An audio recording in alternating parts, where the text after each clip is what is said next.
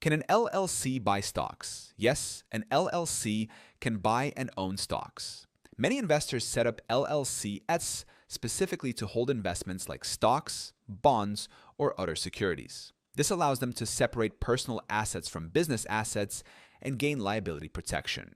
When an LLC buys stocks, the brokerage account must be opened in the LLC's name using its EIN. The profits and losses from those investments flow through to the members and are reported on their personal tax returns.